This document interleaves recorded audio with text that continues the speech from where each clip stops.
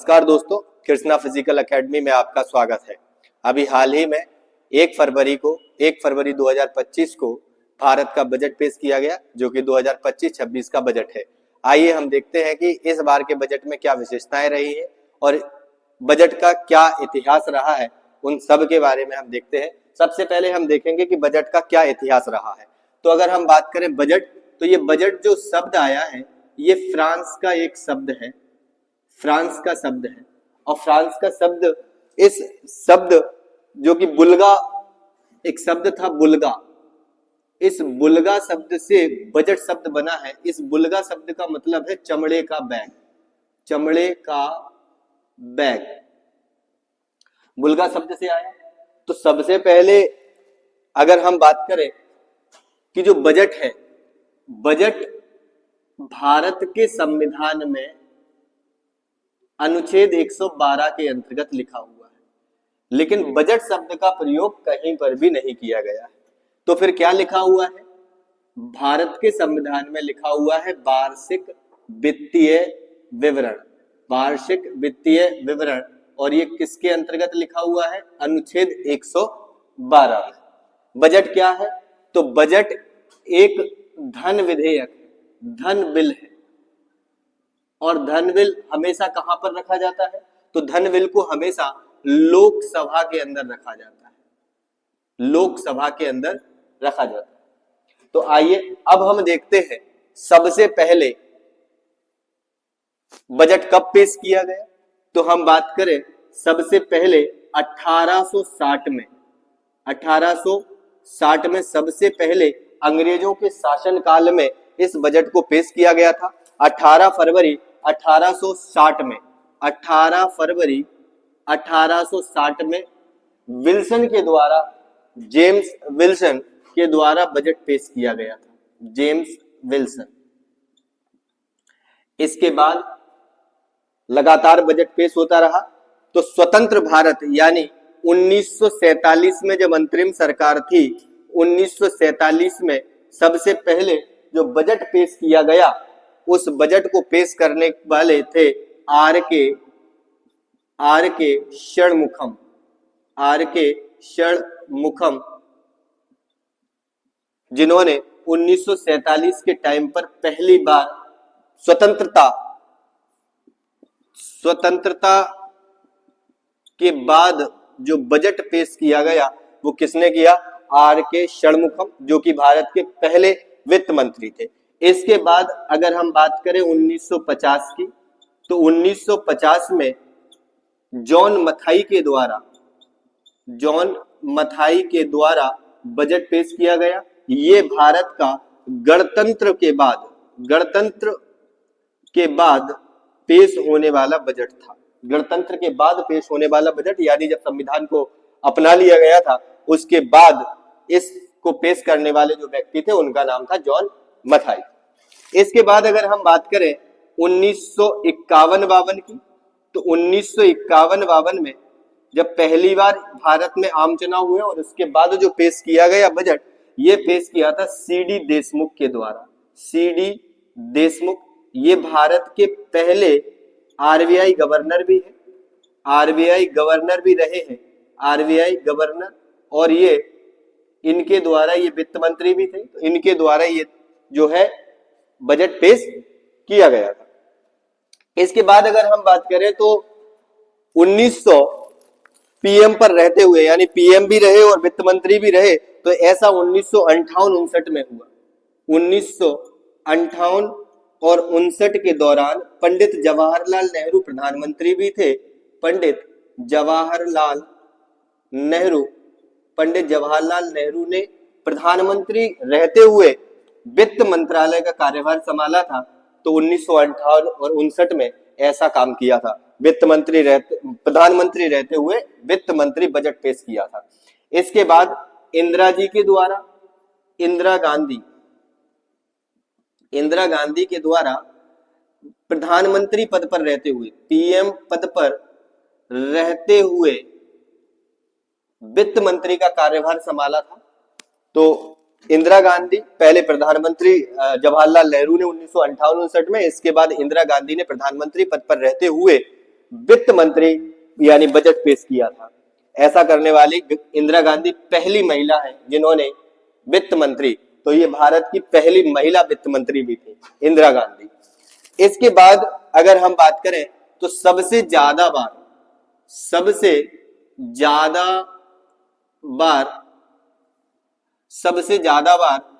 Budget पेश जो किया है वो किया है मोरारजी देसाई, जिन्होंने 10 बार बजट पेश किया है। 10 बार बजट पेश किया है मोरारजी देसाई, 10 बार। अभी निर्मला सीतारमण जी ने कितनी बार पेश किया है? निर्मला सीतारमण, तो निर्मला सीतारमण के द्वारा ये जो बजट पेश किया गया है इस बार का, ये 8वीं बार बजट पेश किया है। इसके बाद अगर हम बात करें, निर्मला सीतारमण ने 8वीं बार बजट पेश किया है। ये भारत की पहली पूर्णकालिक महिला है, पूर्णकालिक वित्त मंत्री, यानी पूरा कार्यकाल जिन्होंने पूरा किया है वो कौन है? निर्मला सीतारमण, जिन्होंने इस बार 8वीं बार जो है वो बजट पेश किया है। आइए हम देखते हैं कि बजट की क्या परंपराएं होती हैं, किस तरीके से बजट पेश किया जाता है। तो जब बजट पेश करने के लिए यानी जब बजट बनाया जाता है तो हलवा सेरेमनी रखी जाती है। इस हलवा सेरेमनी में सबसे पहले जितने भी अधिकारी लोग होते हैं उनको हलवा खिलाकर कुछ समय तक, जब तक कि वो पूरा बजट बना नहीं लेते तब तक वो उस वित्त मंत्रालय के अंदर रहेंगे और वहीं पर बजट को तैयार करेंगे। तब तक वो अपने घर वालों से भी बात नहीं कर सकते जब तक कि बजट पेश नहीं हो जाए। तो इसके बाद अगर हम बात करें तो पहले जो बजट पेश होता था वो 5 बजे पेश होता था, लेकिन बाद में ये बजट अब जो है वो 11 बजे पेश होने लगा। ऐसा क्यों 5 बजे? तो अंग्रेजों के शासनकाल में ऐसा होता रहा है कि भारत में जब 5 बजते थे तब वहां पर 11 साढ़े 11 का टाइम होता है इंग्लैंड में, तो वो उस टाइम को मैच कराने के लिए 5 बजे पेश कराते थे। लेकिन बाद में ये जो है वो 1999 से 11 बजे पेश होने लगा। और ऐसा भारतीय जनता पार्टी की सरकार बनी और भारतीय जनता पार्टी में जब वित्त मंत्री जो थे उनका नाम है वित्त मंत्री 1999 में जो वित्त मंत्री थे उनका नाम है यशवंत सिन्हा, और यशवंत सिन्हा ने इस परंपरा को तोड़ दिया। यशवंत सिन्हा। ऐसे ही अगर हम बात करें कि तिथि, तो पहले फरवरी के अंतिम सप्ताह के टाइम पर जब कार्यभार चलता रहता था उस समय जो है वो बजट को पेश किया जाता था फरवरी के अंतिम टाइम पर, लेकिन इसको भी बदल दिया गया। इसको बदलने का जो काम किया गया है वो 2017 में अरुण जेटली के द्वारा, वित्त मंत्री जब अरुण जेटली थे तो अरुण जेटली के द्वारा 1 फरवरी से बजट को पेश करने की जो है परंपरा शुरू कर दी। अब हम बात करें, ये थैले का भी बड़ा महत्व है भाई, चमड़े के बैग का।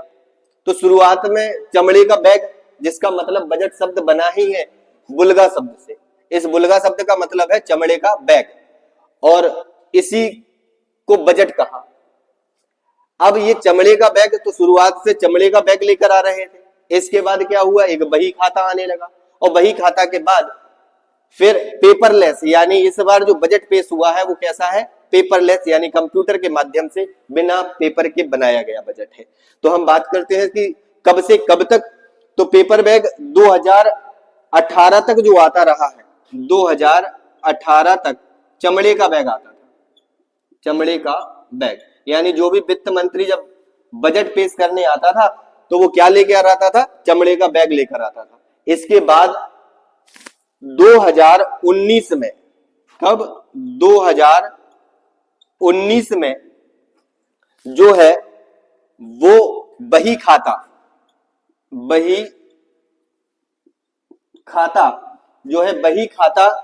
लेकर आई कौन? निर्मला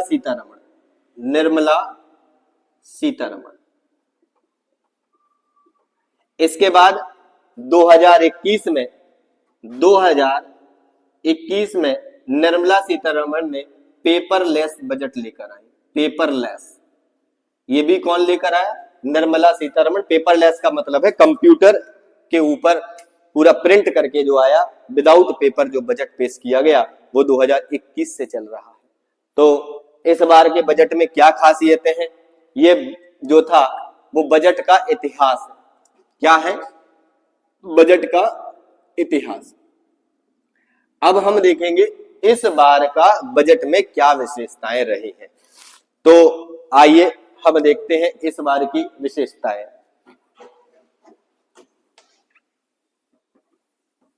इस बार की विशेषताओं की बात करें तो इस बार विशेषताएं ये रही कि भारत को 2047 तक विकसित देशों में शामिल करना है।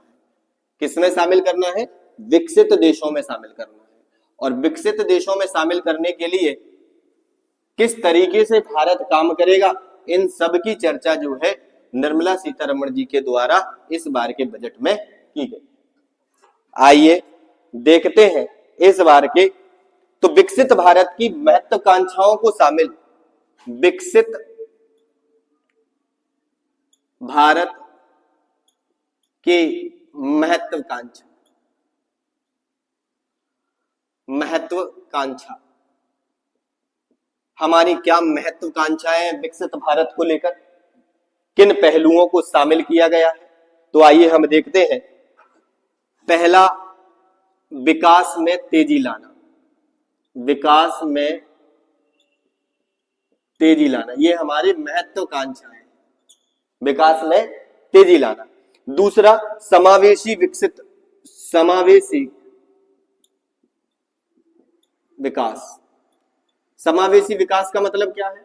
सबको लेकर, एक साथ लेकर सबको विकास करना है। ऐसा नहीं अकेले अकेले चल रहा है ना। समावेशी विकास सुनिश्चित करना, सुनिश्चित करना, सबका साथ सबका विकास। भारत में बढ़ते मध्यम वर्ग के व्यय की क्षमता को बढ़ाना, मध्यम वर्ग के व्यय को बढ़ाना, यानी जो मध्यम परिवार है उन परिवारों का खर्चा बढ़ाना, यानी वो व्यय ज्यादा से ज्यादा करें। इनकम बढ़ेगी तभी वो व्यय ज्यादा करेंगे। तो निजी क्षेत्रों में निवेश, निजी क्षेत्रों में निवेश, निजी क्षेत्रों में निवेश में नई जान डालना, है ना। पांचवा अगर हम बात करें तो पांचवा है परिवारों के मनोभावों में उल्लास भरना। परिवारों के मनोभावों में उल्लास भरना, मनोभावों में उल्लास भरना। ये क्या है? हमारी महत्वाकांक्षाएं हैं। विकास में तेजी लाना, समावेशी विकास सुनिश्चित करना, मध्यम वर्ग के व्यय को बढ़ाना, निजी क्षेत्र में निवेश, परिवारों के मनोभाव में उल्लास करना। अब कुछ बिंदुओं को भी हमने किया है। विकसित भारत में जो बिंदु है उन बिंदुओं के बारे में देखते हैं। क्या बिंदु है? तो विकसित भारत में शामिल, विकसित भारत में शामिल कुछ मुख्य बिंदु, कुछ मुख्य बिंदु। तो आइए देखते हैं क्या मुख्य बिंदु है। तो मुख्य बिंदु की अगर बात करें तो गरीबी को हटाना सबसे मुख्य कारण है। गरीबी को हटा देना, गरीबी से मुक्ति पाना। दूसरा उद्देश्य क्या है? गरीबी, पहला वाला जो है वो है गरीबी से मुक्ति। आइए हम लिख देते हैं इस पे कुछ मुख्य बिंदु जो है। पहला है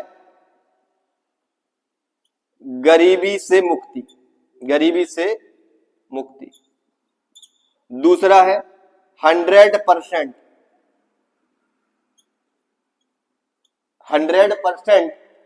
स्कूली अच्छे स्तर के स्कूली शिक्षा, 100% अच्छे स्तर की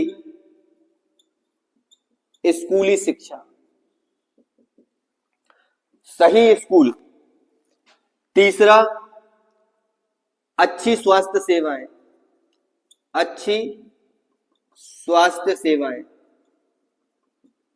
गरीबी से मुक्ति, अच्छे स्कूल, 100% स्कूल, अच्छे स्तर की स्कूली शिक्षा को विकसित करना, अच्छी स्वास्थ्य सेवाएं, सस्ती हो, अच्छी हो, सुलभ हो, ऐसी स्वास्थ्य सेवाओं को बनाना, कुशल कामगार, कुशल कामगार, कुशल कामगार,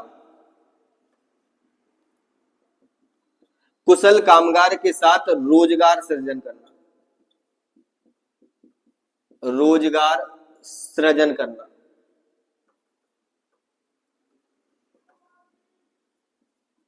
रोजगार सृजन करना, कुशल कामगार के साथ रोजगारों को बढ़ाना, सृजन करना, है ना, रोजगार सृजन करना, रोजगार सृजन करना। आर्थिक गतिविधियों में 70% महिलाओं की भागीदारी, आर्थिक क्रियाओं में, आर्थिक क्रियाओं में 70% महिलाओं की भागीदारी, महिलाओं की भागीदारी, 70% महिलाओं की भागीदारी हमारे देश में महत्वपूर्ण। हमारे देश को क्या बनाना है? तो हमारे देश को food basket of the world बनाना है, food basket of the world. हमारे देश को food basket of the world, food basket of the world का मतलब क्या है? विश्व की खाद्यान्न की टोकरी बनानी है, विश्व की खाद्यान्न की टोकरी। तो ये 6 विकसित भारत में शामिल कुछ मुख्य बिंदु है, जिन बिंदुओं पर हमें काम करना है। गरीबी से मुक्ति पाना है, 100% गरीबी से मुक्ति पाना है, 100% स्कूलों को अच्छे विकसित करना है, अच्छी स्वास्थ्य सेवाएं, सस्ती और सुलभ स्वास्थ्य सेवाओं को बनाना, कुशल कामगार के साथ रोजगार सृजन करना, आर्थिक क्रियाओं में 70% भागीदारी महिलाओं की होगी, food basket of the world बनाना है हमें। उद्देश्य क्या है हमारे? तो कुछ उद्देश्य लेकर भी चल रहे हैं। किन उद्देश्यों को साथ चल रहे हैं? आइए हम देखते हैं उद्देश्यों को।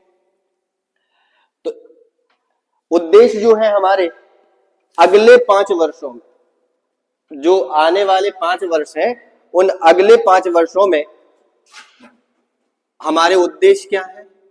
आइए उद्देश्य देखते हैं। आगामी 5 वर्षों में, आगामी 5 वर्षों में, आने वाले 5 वर्षों में हमारी विकास क्षमता, हमारी विकास क्षमता, हमारी विकास क्षमता और विश्व स्तर पर प्रतिस्पर्धा, विश्व स्तर पर प्रतिस्पर्धा, ये हमारा उद्देश्य है। प्रतिस्पर्धा क्षमता को बढ़ाना, क्षमता को बढ़ाना, इस उद्देश्य के साथ हमने इस बजट को पेश किया है। आगामी 5 वर्षों में हमारी विकास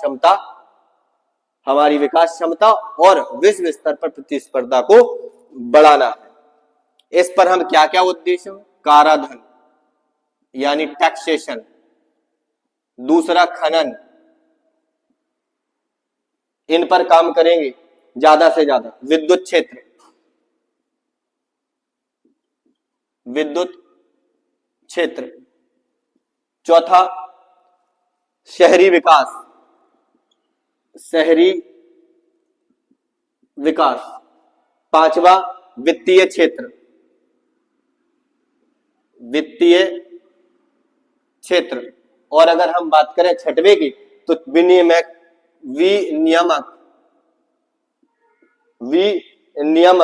सुधार। तो इन 6 चीजों के ऊपर हमें काम करना है। काराधन, टैक्सेशन, खनन, विद्युत क्षेत्र, शहरी विकास, वित्तीय क्षेत्र और विनिमय सुधार। इसके बाद हम देखें तो 4 इंजन के साथ काम करना है। बजट 2000 के हमारे कैसे विकास यात्रा है, तो अगर हम विकास यात्रा की बात करें कि इन लक्ष्यों को कैसे प्राप्त किया जाएगा, तो हमारी जो विकास यात्रा है, इस यात्रा में 4 इंजन काम करेंगे। कितने इंजन है? 4 इंजन।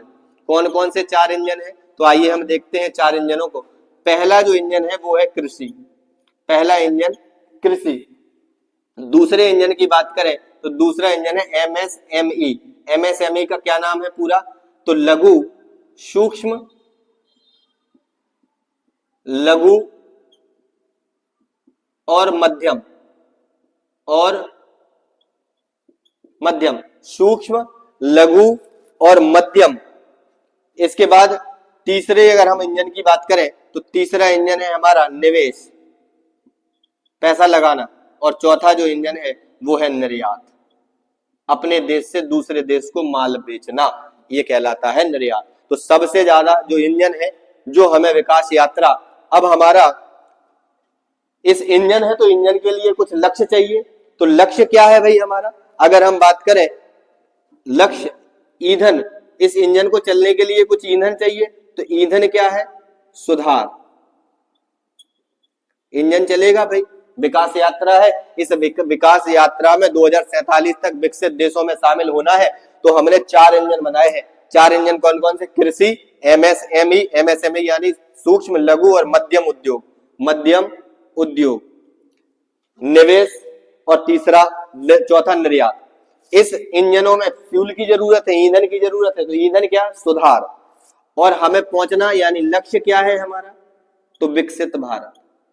विकसित भारत कब तक विकसित होना है? 2047। 1947 में भारत आजाद हुआ था, 2047 तक यानी 100 सालों में हमें विकसित देशों में शामिल होना है। ये हमारा लक्ष्य है इस बार के 2025-26 के बजट को लेकर। तो आइए हम देखते हैं कि इस बार 4 इंजन में से पहले में क्या क्या घोषणाएं हैं, दूसरे में क्या क्या घोषणाएं की गई हैं, तीसरे में और चौथे में। इन सभी घोषणाओं को हम देखते हैं कि कौन कौन सी सरकार ने घोषणाएं की है। ये केवल हमारी परीक्षा की दृष्टि से इंपॉर्टेंट नहीं है, हमारे रोजमर्रा की जिंदगी के लिए भी महत्वपूर्ण है। हमें बजट को समझ में आना चाहिए। तो आइए देखते हैं कि पहला इंजन उठाते हैं। पहला इंजन क्या है भाई? तो पहले इंजन की बात करें कृषि। 4 इंजनों में से पहला इंजन है कृषि। ईंधन का काम क्या है? सुधार। कृषि में जो योजना चलाई गई है उस पहली योजना देखें। पहली योजना है प्रधानमंत्री, जो घोषणाएं हुई हैं उनको देख रहे हैं पर प्रधानमंत्री धन धान्य योजना। धन धान्य योजना, प्रधानमंत्री धन धान्य योजना क्या है ये? तो केंद्र सरकार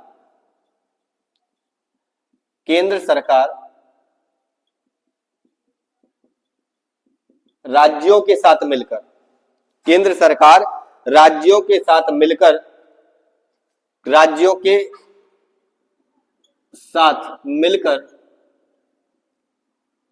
ऐसे गांवों को, ऐसे जिलों को छांटेगी, ऐसे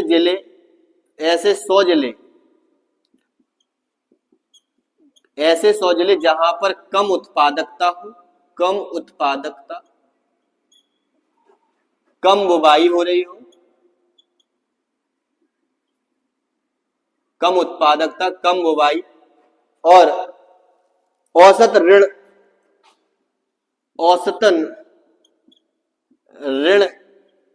तो अगर ऐसे जिले जहां पर कम फसल हो रही है, कम उत्पादन हो रहा है, तो उसके लिए एक योजना बनाई गई है प्रधानमंत्री धन धान्य योजना, जो कि केंद्र सरकार राज्यों के साथ मिलकर काम करेगी। इसका उद्देश्य क्या है? तो उन क्षेत्रों में उद्देश्य की बात करें तो उत्पादकता को बढ़ाना, उन्नत बीजों का विकास करना, उन्नत बीजों का विकास करना, ये प्रधानमंत्री धन धान्य योजना के अंतर्गत आएगा। इससे 1 से 7 करोड़ किसानों को फायदा होगा। 1 से 7 करोड़ है ना। 1 से 7 करोड़ किसानों को जो है इस योजना से फायदा मिलने वाला है। दूसरी योजना की अगर हम बात करें तो दूसरी योजना ग्रामीण संपन्नता और अनुकूलन निर्माण, ग्रामीण संपन्नता और ग्रामीण संपन्नता और अनुकूलन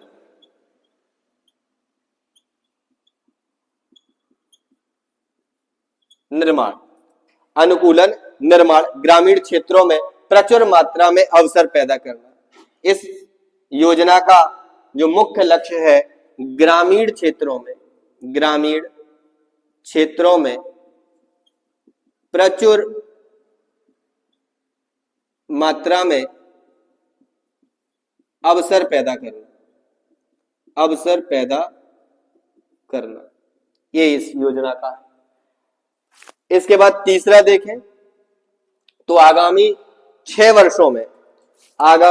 वर्षों में दाल निर्भरता में आत्मनिर्भर हो जाए भारत। दालों के मामले में दलहन में आत्मनिर्भर कितने, कौन कौन सी दाल, तुअर, उड़द और मसूर। तुअर, उड़द और मसूर की दालों में आगामी 6 वर्षों में हमें दूसरे देशों से मंगानी ना पड़े दालें, हमारे यहां पर ही इतनी दालों का उत्पादन हो, ये हमारा लक्ष्य है। भारत में अभी भी सबसे ज्यादा दालों का उत्पादन होता है, लेकिन कंज्यूमिंग भी सबसे ज्यादा भारत में होती है, इसलिए हमें दूसरे देशों से मंगानी पड़ती है। तो इसमें लक्ष्य रखा गया है कि दलहन में आत्मनिर्भरता, तुअर, उड़द और मसूर की दालों में। अगला अगर हम देखें तो सब्जियों और फलों में व्यापक, सब्जियों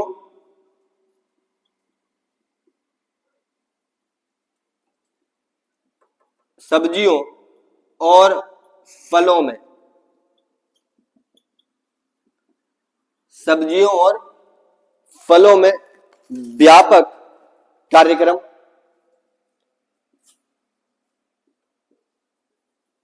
तो सब्जियों और फलों को बढ़ाने के लिए व्यापक कार्यक्रम स्थापित किए जाएं।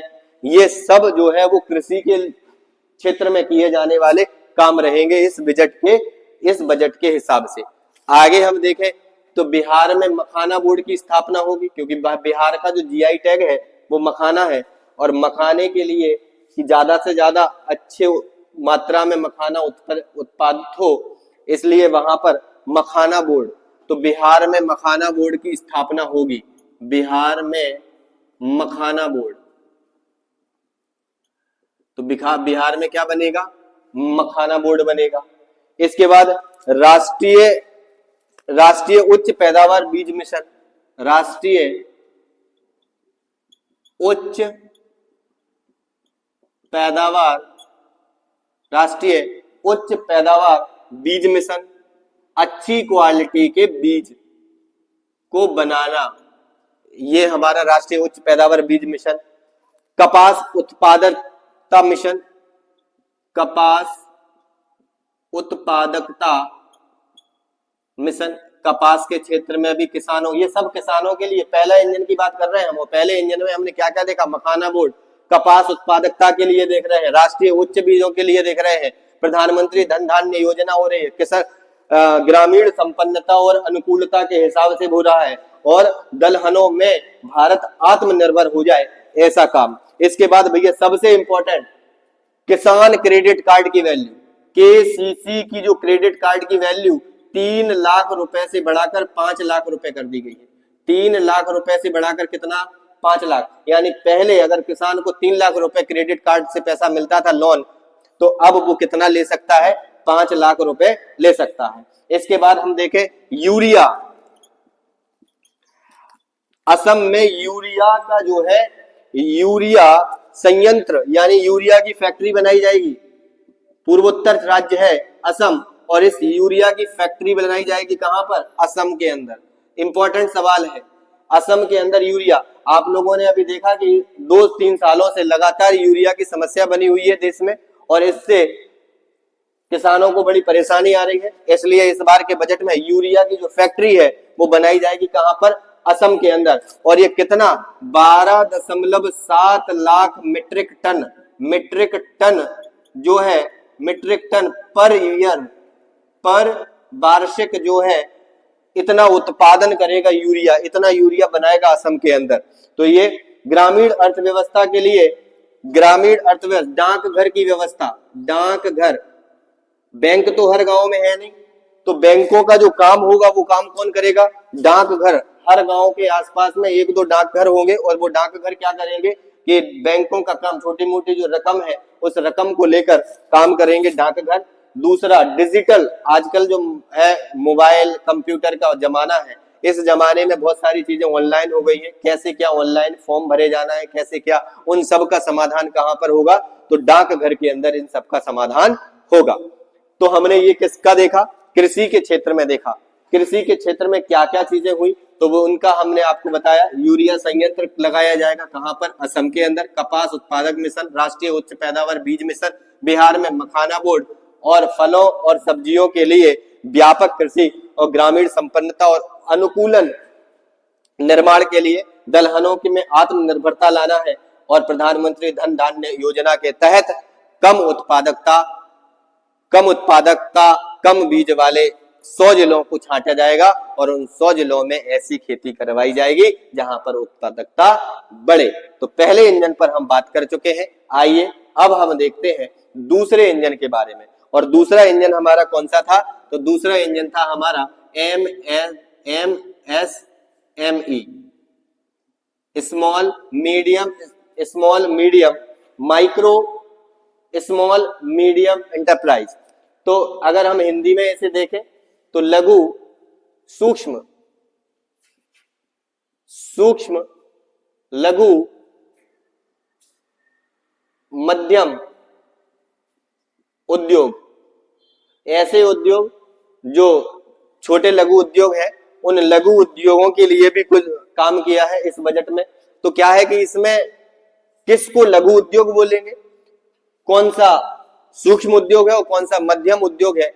तो इस कैटेगरी में दो तरीके से, एक तो निवेश के आधार पर कि आप पैसा कितना लगा रहे हो, तो वो उस कैटेगरी में रहेगा, और दूसरा उनका सालाना टर्नओवर कितना है, उस टर्नओवर के आधार पर आप डिसाइड कर पाओगे कि कौन सा उद्योग सूक्ष्म है, कौन सा लघु है और कौन सा मध्यम है। तो आइए हम देखते हैं, एक तरफ हम देख रहे हैं निवेश और एक तरफ हम देखेंगे टर्नओवर के आधार पर।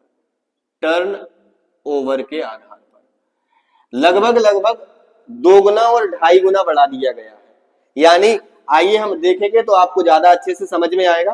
तो हम बात करें पहले की, पहले और अब, पहले और अब, तो यहां पर हम लिख रहे हैं सूक्ष्म, लघु और मध्यम उद्योग। अगर आप पहले 1 करोड़ रुपए लगाते थे, 1 करोड़ रुपए, कितना, 1 करोड़ रुपए, तो उसको किस में रखा जाता था, सूक्ष्म के अंदर। लेकिन अब जो है 2.5 गुना बढ़ा दिया गया है, यानी 2.5 करोड़ रुपए अगर आप लगाओगे तो ये जो उद्योग है वो किस कैटेगरी का होगा, सूक्ष्म का होगा। दूसरा यानी लघु उद्योग किसे कहेंगे, जहां पर आपका 10 करोड़ रुपया लगा है और अब 2.5 गुना बढ़ा दिया यानी 25 लाख हो गया, तो आप लघु उद्योग के अंदर है।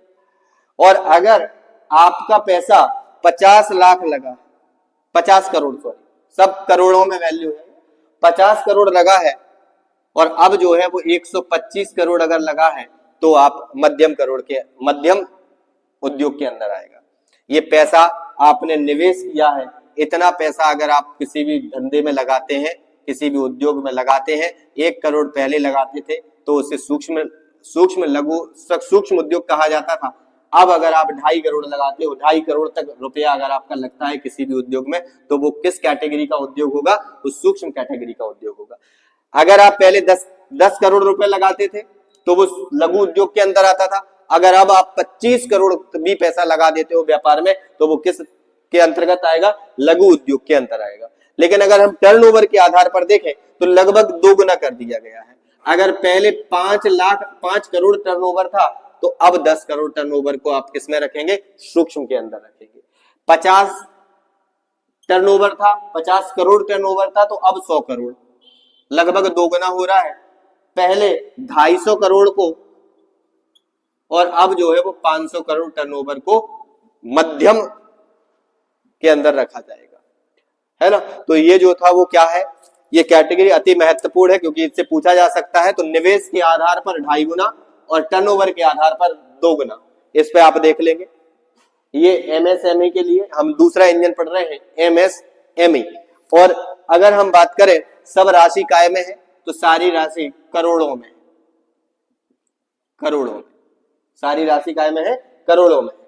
दूसरा, एक उद्यम पोर्टल लॉन्च किया है, उद्यम पोर्टल, एक उद्यम पोर्टल लॉन्च होगा और इस उद्यम पोर्टल क्या करेगा, 5 लाख क्रेडिट कार्ड, जो लोग उद्यम पोर्टल के ऊपर रजिस्टर्ड होंगे, ऐसे व्यापारी जिन लोगों ने उद्यम पोर्टल के ऊपर रजिस्ट्रेशन करवा लिया है या करवा चुके हैं, जो पहले से काम कर रहे हैं, तो उन लोगों को 5 लाख तक का केसीसी बना दिया जाएगा, क्रेडिट कार्ड, है ना। केसीसी कह रहे हैं वो किसान क्रेडिट कार्ड होता है, यानी यहां पर क्रेडिट कार्ड बना दिया जाएगा। क्या बना दिया जाएगा, क्रेडिट कार्ड। किसके लिए, ऐसे उद्यमी, ऐसे व्यापारियों के लिए जो, तो उद्यम पोर्टल पर जिन लोगों का पंजीकरण है उन्हें 5 लाख रुपए का जो क्रेडिट कार्ड है वो बनाया जाएगा। इसके बाद एक योजना, नई योजना शुरू की गई है जो कि महिलाओं के लिए है। ऐसी महिलाएं जो कि एससी एसटी की महिलाएं हैं, एससी एसटी उद्यमियों के लिए नई योजना, उद्यमियों के लिए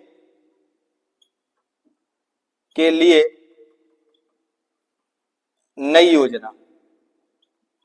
ये वो महिलाओं के लिए है, कौन सी महिला, एससी एसटी, एससी और एसटी यानी अनुसूचित जाति और अनुसूचित जनजाति की महिलाएं। इन्हें 5 लाख महिलाओं को 2 करोड़ तक का लोन दिया जाएगा। 5 लाख महिलाओं को 2 करोड़ तक लोन। यहां हम बात करें उद्यम पोर्टल पर तो ये 5 लाख रुपए जो है क्रेडिट कार्ड, और जो है पहले वर्ष के लिए जो है वो दिया जाएगा कितना, 10 लाख कार्ड जारी किए जाएंगे। पहले वर्ष जो है वो 10 लाख कार्ड जारी किए जाएंगे, 10 लाख कार्ड जारी, 10 लाख कार्ड जारी किया जाएगा। मेक इन इंडिया के माध्यम से, make in India, make in India, ये जो मेक इन इंडिया चल रहा है हमारे यहाँ, मेक इन इंडिया यानी भारत में जो चीजें बनाई जा रही हैं वो लघु उद्योग, मध्यम उद्योग और बड़े उद्योगों की सहायता से भारत में राष्ट्रीय विनिर्माण मिशन की शुरुआत की जाएगी। राष्ट्रीय विनिर्माण मिशन, विनिर्माण मिशन की शुरुआत की जाएगी।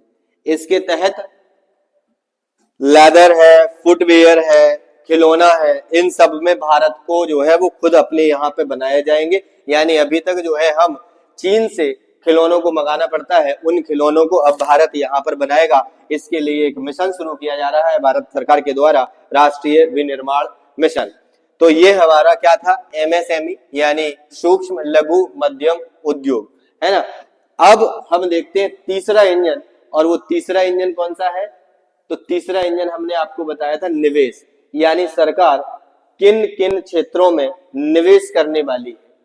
तो इसके लिए हम देखते हैं किन क्षेत्रों में सरकार निवेश करेगी।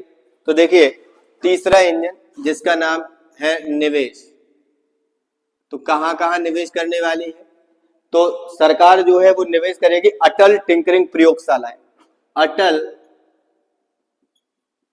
टिंकरिंग प्रयोगशाला, यानी ऐसी प्रयोगशालाएं बनाई जाएंगी भारत में,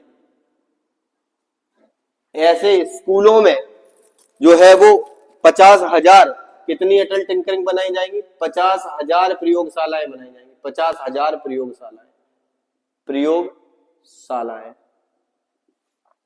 50,000 प्रयोगशालाएं 5 सालों में बनाई जाएंगी। और दूसरा ब्रॉडबैंड कनेक्टिविटी। गांव क्षेत्रों में स्कूल, मध्यम जो स्कूल है, मिडिल स्कूल है, उन मिडिल स्कूल और जहां स्वास्थ्य केंद्र, स्वास्थ्य सेवा केंद्र है, उन सेवाओं में वाईफाई की सुविधा की जाएगी भैया।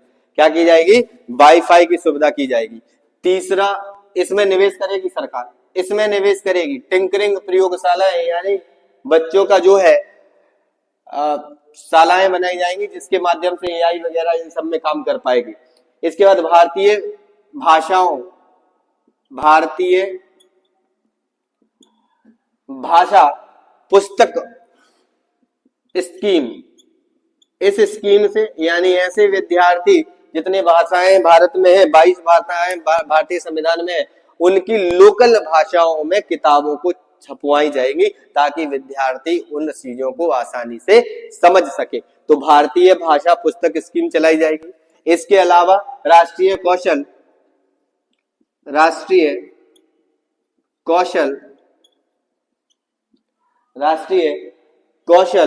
उत्कृष्टता केंद्र, make for India, make for the world, make for India, make for the world. चिकित्सा हेतु एआई उत्कृष्टता, एआई के लिए, है ना। चिकित्सा शिक्षा का विस्तार, 5 वर्षों में चिकित्सा शिक्षा का विस्तार। अगर हम बात करें चिकित्सा शिक्षा का विस्तार, चिकित्सा शिक्षा का विस्तार, यानी आगामी 5 सालों में, 5 वर्षों में 75,000 सीटें मेडिकल कॉलेज में बढ़ाई जाएंगी, लेकिन अगले साल जो है वो केवल 10,000 सीटों की बढ़ोतरी की जाएगी, ऐसा अनुमान है इस बार के बजट को लेकर। डे केयर कैंसर बनाया, डे केयर कैंसर सेंटर, यानी क्या बनाया जाएगा? डे केयर, जिला अस्पतालों में कैंसर के लिए सुविधा की जाएगी। जिला अस्पतालों में, कहां पर? जिला अस्पतालों में, अस्पतालों में। तो जिला स्तर पे जो है वो ऐसा किया जाएगा। 3 वर्षों में जिला स्तर में ऐसा काम होगा। पीएम स्वनिधि है, जल जीवन मिशन, जल जीवन मिशन, जल जीवन मिशन, जल जीवन मिशन। हमारे यहाँ पर जो नल वगैरह आ रहे हैं, जहां पर अभी नहीं पहुंच पाए हैं, उसे 2028 तक सभी जगह पहुंचाने का इनका फैसला है कि 2028 तक पूरे क्षेत्र को भारत में नल कनेक्टिविटी से जोड़ दिया जाएगा। ज्ञान भारतम मिशन, ज्ञान भारतम मिशन, ज्ञान भारतम मिशन। इस ज्ञान भारतम मिशन में क्या है भाई? ज्ञान भारतम मिशन इसका है कि जितनी भी ज्ञान भारतम मिशन, जो हाथों से लिखी हुई पांडुलिपियां हैं, इन पांडुलिपियों को संरक्षण करना तथा इनका डिजिटलाइजेशन कर देना, यानी कंप्यूटर के माध्यम से इनका डिजिटलाइजेशन कर देना। तो ज्ञान भारतम मिशन भी चलाया जाएगा। राष्ट्रीय भू स्थानिक मिशन, राष्ट्रीय भू स्थानिक मिशन, भू स्थानिक मिशन। ये भू स्थानिक मिशन में क्या होगा? ऐसे स्थान जहां पर खनिज वगैरह है, मिनरल्स है, उन स्थानों को चिन्हित किया जाएगा और उसके ऊपर सरकार जो है वो निवेश करेगी। तो ये हमारे क्या था? तीसरा इंजन, निवेश, जिसमें अटल टिंकरिंग प्रयोगशालाएं, 50,000 प्रयोगशालाएं, स्कूलों में ब्रॉडबैंड की व्यवस्था करवाना, भारतीय भाषा में पुस्तक स्कीम, राष्ट्रीय कौशल उत्कृष्टता केंद्र बनाना, चिकित्सा शिक्षा का विस्तार करना, 5 वर्षों में 75,000 मेडिकल सीटों को बढ़ा देना, डे केयर कैंसर सेंटर बनाना, जिला अस्पतालों में ऐसी व्यवस्था करना, जल जीवन मिशन को 100% कवरेज करना, 2028 तक ज्ञान भारत मिशन की स्थापना करना। ज्ञान भारत मिशन का मतलब क्या है? ज्ञान भारत मिशन का मतलब है कि जो हाथ से लिखी पांडुलिपियां हैं उनको डिजिटलाइजेशन और उनका संरक्षण करना। राष्ट्रीय भू स्थानिक मिशन, यानी खनिज, जहां पर खनिज वगैरह है ऐसे स्थानों को चिन्हित करना। तो ये भारत सरकार का तीसरा इस बार का बजट इंजन है। अगर अब हम बात करें चौथे इंजन, और चौथा इंजन निर्यात है। निर्यात यानी हमारे देश से बनी हुई चीजों का दूसरे देशों में निर्यात करना, दूसरे देशों में निर्यात करना। तो चौथा क्या है? निर्यात संवर्धन मिशन। चौथा जो इंजन है वो है निर्यात। तो क्या करना? निर्यात संवर्धन, निर्यात संवर्धन, निर्यात संवर्धन मिशन, निर्यात संवर्धन मिशन। निर्यात संवर्धन मिशन की बात करें तो वाणिज्य मंत्रालय, कौन सा मंत्रालय? वाणिज्य मंत्रालय, वाणिज्य मंत्रालय, एमएसएमई मंत्रालय, एमएसएमई मंत्रालय और वित्त मंत्रालय के द्वारा, वित्त मंत्रालय, ये तीनों मंत्रालय के द्वारा इसको चलाया जाएगा। कौन सा? निर्यात संवर्धन, यानी निर्यात को बढ़ाने के लिए जो काम करेंगे वो कौन कौन से मंत्रालय काम करेंगे? ये तीन मंत्रालय, वाणिज्य मंत्रालय, एमएसएमई मंत्रालय और वित्त मंत्रालय। इसके बाद 2025 में 2025 में राज्यों का निवेश अनुकूल, राज्यों का निवेश अनुकूल सूचकांक तैयार करवाना, सूचकांक तैयार करवाना, यानी ऐसा राज्य सूचकांक तैयार करेंगे 2025 से कि जिस कौन सा राज्य सबसे ज्यादा निवेश करने के लिए अनुकूल है, उसका अगर जो राज्य सबसे ज्यादा टॉप पर होगा तो उस पर सबसे ज्यादा निवेश किया जाएगा। तो ऐसे राज्य की लिस्ट निकाली जाएगी कि कौन प्रथम स्थान पर है, कौन द्वितीय स्थान पर है, और जिसमें सबसे ज्यादा अनुकूल राज्य होगा वहां पर सबसे ज्यादा निवेश किया जाएगा। इसके बाद स्वयं सहायता समूहों को, स्वयं सहायता समूह, ग्रामीण क्षेत्रों में जो स्वयं सहायता समूह है, इन स्वयं सहायता समूह को लोन की व्यवस्था करना, लोन की व्यवस्था कराना, और जो है ग्रामीण क्रेडिट स्कोर फ्रेमवर्क शुरू करना, ग्रामीण क्रेडिट फ्रेमवर्क स्कोर फ्रेमवर्क शुरू करना। तो ये स्वयं सहायता समूहों के लिए लोन की व्यवस्था करना, तो ये किसके अंतर्गत है? ये है निर्यात, जो चौथा इंजन है। तो ये चार इंजनों के माध्यम से सरकार अपने समावेशी विकास को करेगी और 2047 तक विकसित भारत में शामिल होने का, जो विकसित भारत है यानी ऐसे देशों में भारत शामिल हो जाएगा जो विकसित है, ये हमारा लक्ष्य है। ऐसा हो जाएगा, लेकिन ऐसा कहना संभव नहीं है कि हम 2047 तक विकसित हो जाए, लेकिन ये हमारे लक्ष्य है कि इन लक्ष्यों के माध्यम से हम इसको प्राप्त करेंगे। आइए अब हम देखते हैं कि कुछ टर्मिनोलॉजी है, जैसे राजकोषीय घाटा क्या होता है। तो राजकोषीय घाटा का मतलब होता है कि विदेशों से हमने कितना पैसा उधार लिया है, और इसी को हम क्या कहते हैं? राजकोषीय घाटा।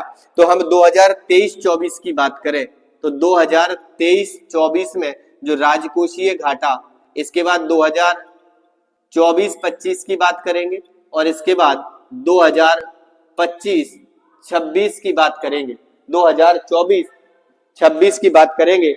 अगर हम बात करें 2023-24 की, तो 2023-24 की जो है 5.6% राजकोषीय घाटा था। इसके बाद रिड्यूसिंग हुआ 2024-25 और ये 4.8% राजकोषीय घाटा 2024-25 में रहा। इसके बाद अगर हम बात करें 2025-26 में, तो ये अनुमान है हमारा कि 4.4% तक राजकोषीय घाटा रहेगा। पहले अगर हम इस बार के टैक्स स्लैब की बात करें कि भैया कुछ लोगों को छूट प्रदान की गई है, कुछ लोग क्या, जो लोगों की इनकम सालाना 12 लाख है उन लोगों को टैक्स फ्री कर दिया गया है। टैक्स फ्री यानी जो लोग 12 लाख रुपए साल तक कमाते हैं उन्हें अब किसी प्रकार का कोई टैक्स नहीं देना है। यदि वो 13 लाख रुपए कमाते हैं तो फिर वो उनका जो टैक्स स्लैब है उस टैक्स स्लैब के अनुसार जो है वो पे करना पड़ेगा। ये किसके लिए? फायदा है, तो ये मध्यम वर्ग के परिवारों के लिए सबसे ज्यादा फायदेमंद रहा है, क्योंकि सबसे ज्यादा जो है वो मध्यम वर्ग के परिवार है भारत में।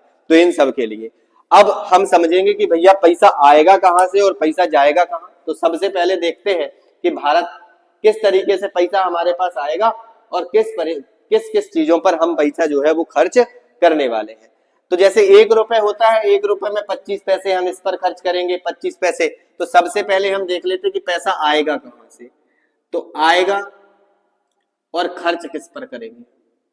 तो सबसे ज्यादा हम लेंगे उधार। उधार कितना, अगर 1 रुपए में से हम बात करें, 1 रुपया अगर है तो 22 पैसे जो है वो हम उधार लेंगे। यानी हम कह सकते हैं कि 22% जो है वो क्या करेंगे, हम उधार लेंगे दूसरे जगह से। बाकी 22% हम क्या करेंगे, यानी 24 पैसे, कितना, 24 पैसे हम उधार लेंगे। 22 पैसे जो है वो हम टैक्स के जरिए कलेक्ट करेंगे। किसके जरिए कलेक्ट करेंगे, टैक्स के जरिए कलेक्ट करेंगे। 18% जो है वो जीएसटी से कलेक्ट करेंगे। 18 पैसा जो है वो जीएसटी से कलेक्ट करेंगे। और 17% जो है, 17 पैसा वो निगम कर है उनसे कलेक्शन होगा। तो इस तरीके से और भी कई डेटा है जहां से हमारे पास पैसा आएगा। तो ये इंपॉर्टेंट है जहां से हमने देखा है। अब खर्च किस किस के ऊपर करेंगे, तो 22% राज्यों को देंगे। 1 रुपए में अगर हम कमाएंगे तो 22% किसको दे देंगे, 22 पैसा, यानी 22% जो है वो हम खर्च कर देंगे किसके ऊपर, राज्यों को। केंद्र राज्यों को हर बार पैसा देता है, तो इससे 22% जो है पैसा राज्यों को देगा। बाकी जो हम उधार लेंगे उसका ब्याज भरना होगा। तो कितना परसेंट, 20% ब्याज भरेंगे। जो पैसा आएगा उसका 20 पैसा जो है हमारा काय में जाएगा, ब्याज के रूप में जाएगा। सबसे ज्यादा इस बार जो खर्च की बात करें तो सबसे ज्यादा जो हम खर्च करने वाले हैं वो रक्षा मंत्रालय के ऊपर खर्च करेंगे। किसके ऊपर खर्च करेंगे, रक्षा मंत्रालय के ऊपर। दूसरे नंबर पर हम ग्रामीण विकास के ऊपर खर्च करेंगे, ग्रामीण विकास। तीसरा हम गृह मंत्रालय, यानी गृह मंत्रालय, पुलिस फोर्स वगैरह के ऊपर खर्च करेंगे। और चौथे नंबर पर जो हम खर्चा करेंगे वो कृषि के ऊपर खर्चा करेंगे। और 5वें नंबर पर हम जो है वो शिक्षा के ऊपर खर्च करेंगे। ये सब राशि डिटेल में दी हुई है कि कितना रुपया हम खर्च करने वाले हैं किस पर। वो आंकड़ा आप, इतना इंपॉर्टेंट आंकड़ा नहीं है कि कितना रुपया हम खर्च करने वाले हैं, लेकिन आपको ये जरूर ध्यान रखना है कि सबसे ज्यादा हम रक्षा के क्षेत्र में करने वाले हैं, दूसरा हम ग्रामीण विकास के ऊपर, तीसरा गृह मंत्रालय, चौथा कृषि और 5वां शिक्षा के ऊपर खर्च करने वाले हैं। तो ये हमारा 2025-26 का बजट रहा। इस 25-26 की बजट की क्या विशेषताएं रही, क्या इतिहास रहा, हमने इन सब के बारे में चर्चा की है। उम्मीद है कि आप सब लोग इस वीडियो को देखेंगे, लाइक करेंगे और पसंद करेंगे। मुझे आशा है कि आप लोग इस वीडियो से, आप लोगों के एग्जाम की दृष्टि से तो इम्पोर्टेंट है ही, सामान्य जीवन में भी आपको ये वीडियो बहुत काम आएगी। धन्यवाद।